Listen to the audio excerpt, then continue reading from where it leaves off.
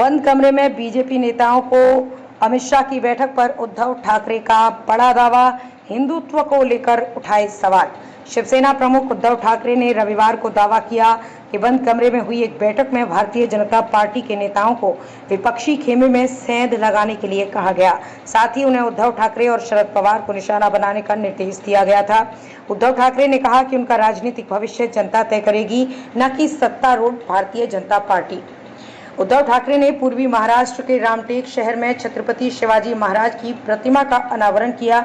इस दौरान उन्होंने आरोप लगाया, हाल ही में नागपुर के अपने दौरे के दौरान केंद्रीय गृह मंत्री अमित शाह ने बीजेपी नेताओं के साथ बंद कमरे में एक बैठक की थी, जिसमें उन्होंने उनसे विपक्षी दलों के नेताओं में फूट डालने को कहा।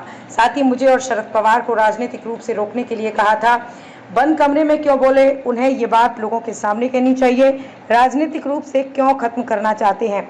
उन्होंने आरोप लगाया कि अमित शाह उद्धव ठाकरे और शरद पवार को राजनीतिक रूप से क्यों खत्म करना चाहते हैं, ताकि बीजेपी महाराष्ट्र को लूट सके। ठाकरे ने कहा, बीजेपी ने 2014 में विधानसभा चुनाव से पहले अविभाजित शिवसेना के साथ अपना 3 दशक पुराना गठबंधन तोड़ दिया था।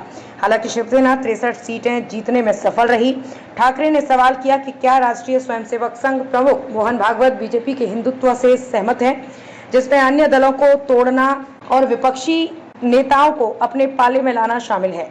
महाराष्ट्र के पूर्व मुख्यमंत्री ठाकरे ने कहा, आगामी चुनाव सत्ता के लिए नहीं है, बल्कि महाराष्ट्र को लूट से बचाने के लिए महत्वपूर्ण है।